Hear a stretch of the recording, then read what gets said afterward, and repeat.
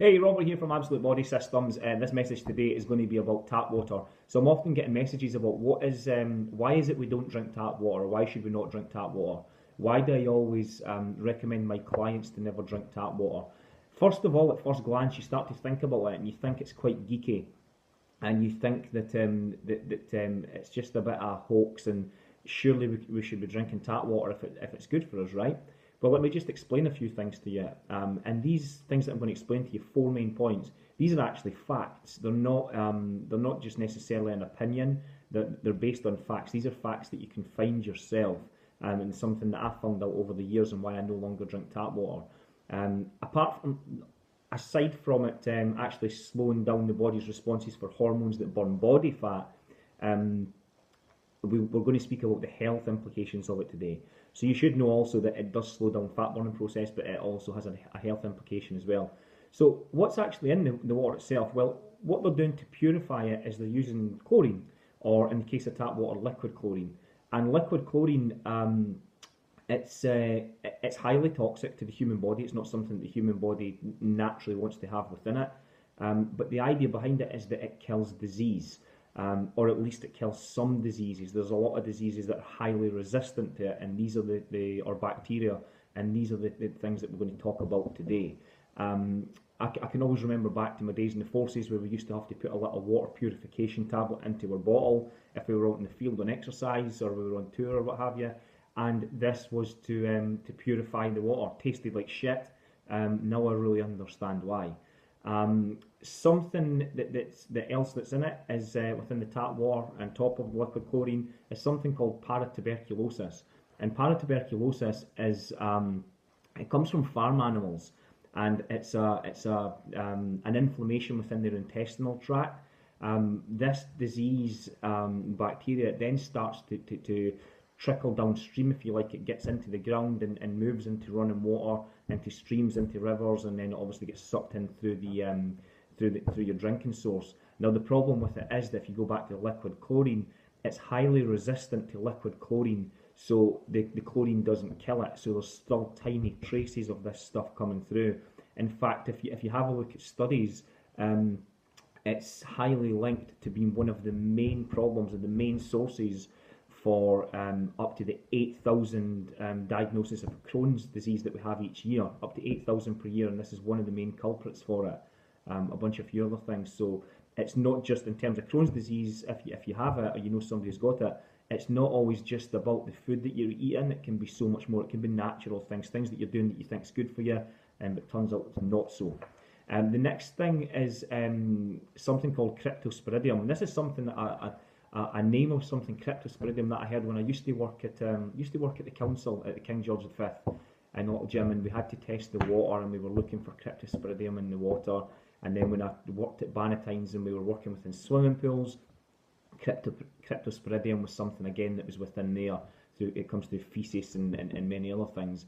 And what this does is cryptosporidium, it causes gastrointestinal illnesses, and specifically in younger generations and older generations. And the reason for that is because their immune responses are a whole lot lower.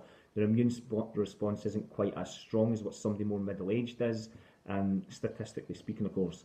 And they end up getting gastrointestinal illnesses. And again, you think it's something, we tag it to think it's something that we've ate. It's not always something that you've ate. It can be something that you've drank, unfortunately. And the next thing is pesticides. Pesticides, again, can come from agriculture-based things.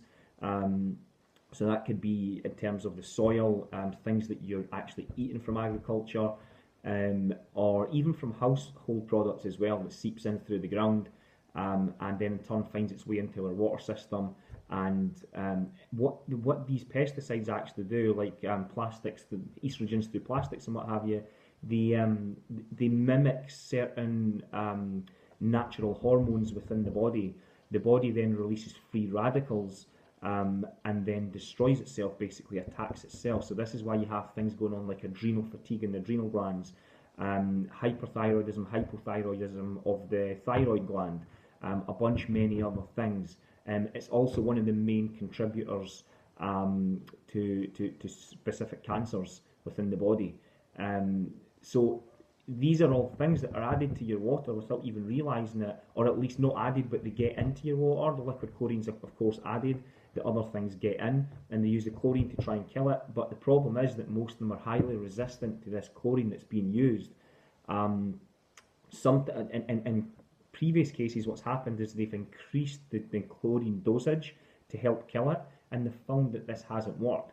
I'll give you an example. In the EU, there's no strict guidelines as to how much chlorine needs to be used in terms of to kill the bacteria in the water.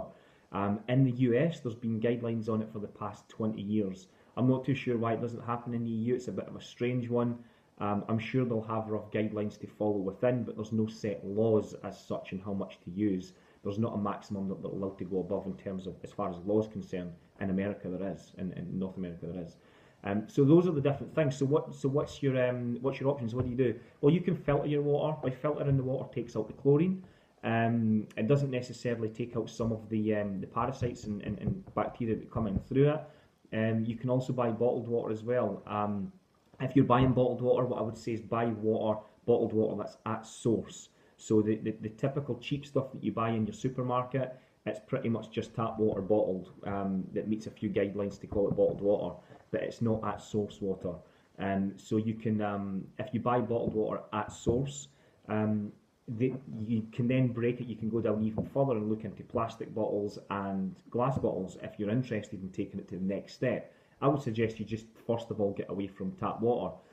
But the second thing, if you want to take it a step further, is to go to drinking out of glass bottles. I personally don't drink out of glass bottles. It's something I've thought about for a while. It is a bit on the geeky side, but again, why would you drink out of glass bottles instead of plastic? Basically what happens, again, it's the fake estrogens that's coming from the plastic.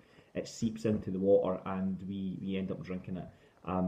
So if you are worried about things like thyroid problems, breast cancer, many other things like a lot of cancers actually, fake estrogens that are within plastics, they're not the best thing to have in your diet, your daily diet, to be consuming them every day.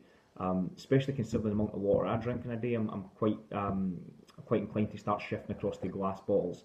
You then move into the side of thinking, well, it's a bit more expensive. Ask me this, can you put a price on your health? I don't think you can. I hope that makes sense to you. I know it sounds a bit on the geeky side if this is the first thing you've heard of why not to drink tap water. You think you've been drinking it like your whole life, so why would you not continue to drink it now? The most dangerous thing is what you don't know. When you don't know something, it's difficult to have an opinion on it. Go have a look at it, then you'll probably find that you change your opinion. Just Google tap water if you want. Just Google bottled water, whatever it may be. But take on board the comments in this video. Hopefully it can help you a little bit. Get on the bottled water or the filtered water, get away from the tap water and start healing yourself. Speak to you soon. Bye.